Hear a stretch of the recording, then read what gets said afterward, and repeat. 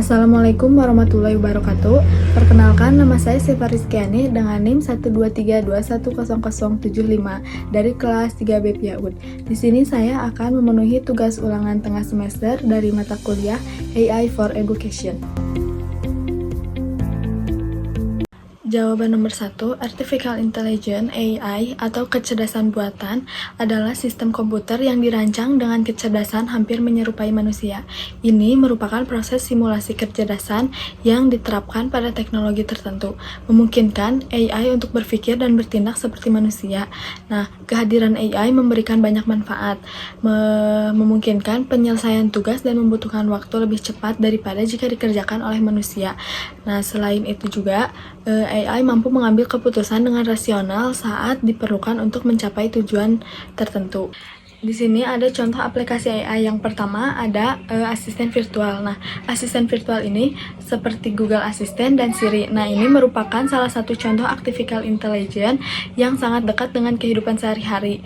Nah, asisten virtual dapat membantu memudahkan Anda membuka berbagai aplikasi dalam ponsel hingga mencari informasi pada mesin pencarian.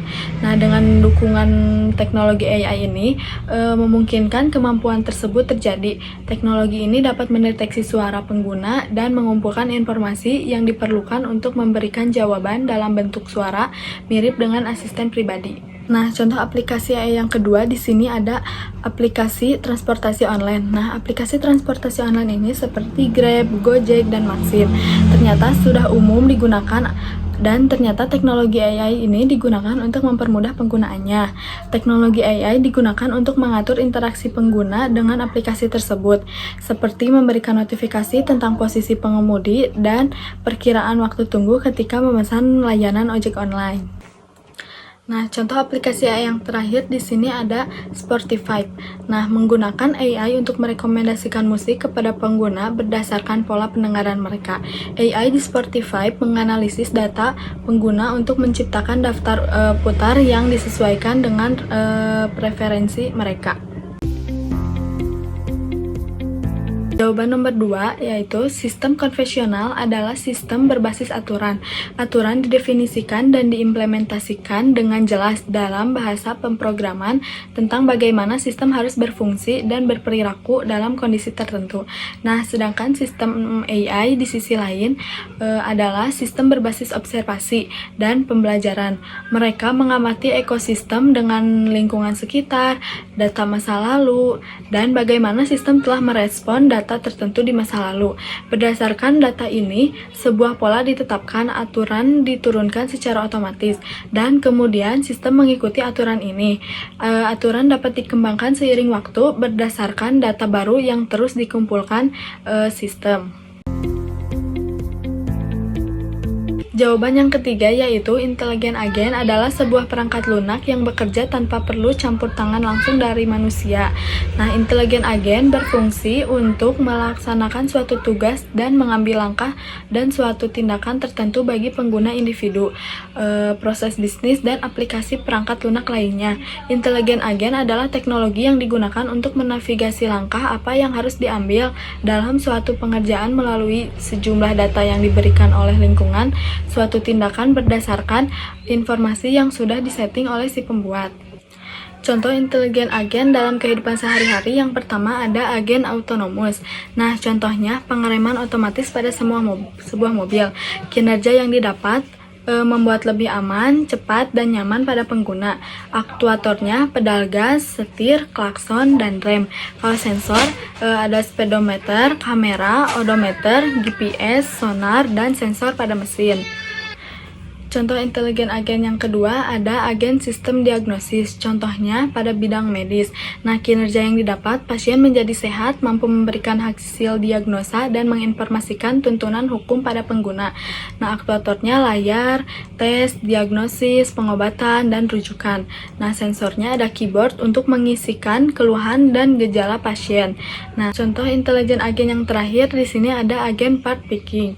Nah, contohnya pada robot pengambil suatu benda. Nah, kinerja yang didapat, jumlah persentase komponen dan yang dipindahkan dengan benar. Aktuatornya lengan dan tangan robot. Sensornya sensor pada sudut persendian robot dan kamera. Dan yang keempat yaitu STEAM adalah singkatan yang menggabungkan beberapa pelajaran penting yang harus dipelajari oleh anak, yaitu seperti sains, teknologi, engineering, art, dan matematik.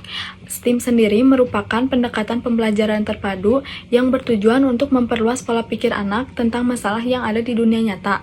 Konsep keterkaitan STEAM ini dilakukan melalui pembelajaran tematik integratif yang menggunakan kurikulum berbasis permainan.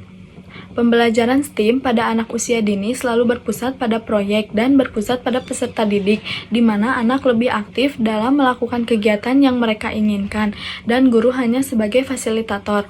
Dalam pembelajaran ini, guru dituntut lebih kreatif dalam menyajikan kegiatan main yang beragam dan yang bertujuan agar tidak cepat bosan.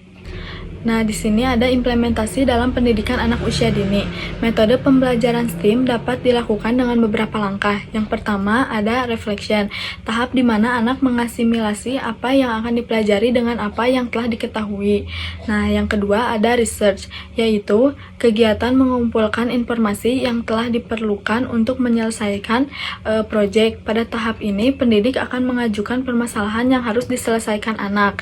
Yang ketiga ada discovery, yaitu tahap di mana anak merumuskan atau menemukan solusi penyelesaian masalah. Yang keempat ada application, yaitu kegiatan merancang dan merevisi produk sebagai solusi dari masalah.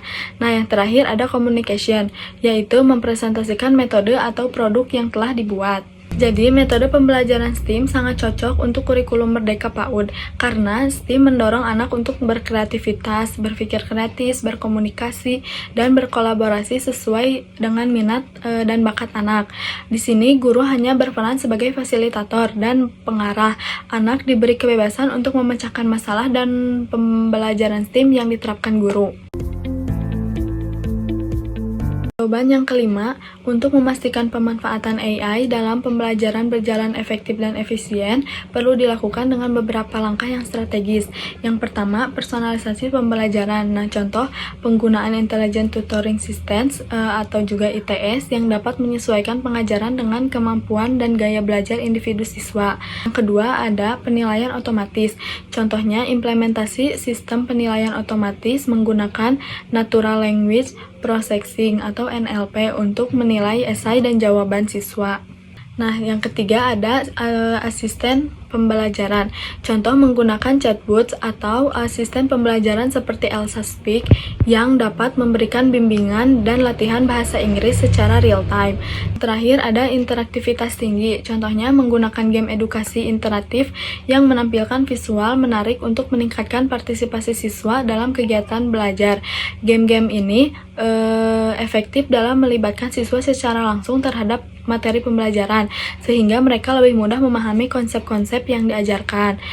Dengan cara-cara efektif ini, AI dapat meningkatkan efektivitas dan efisiensi dalam sistem pendidikan, sehingga siswa dapat belajar secara optimal dan guru dapat fokus pada pekerjaan utama mereka. Mungkin cukup sekian video yang dapat saya sampaikan. Mohon maaf bila ada kesalahan. Terima kasih telah menonton.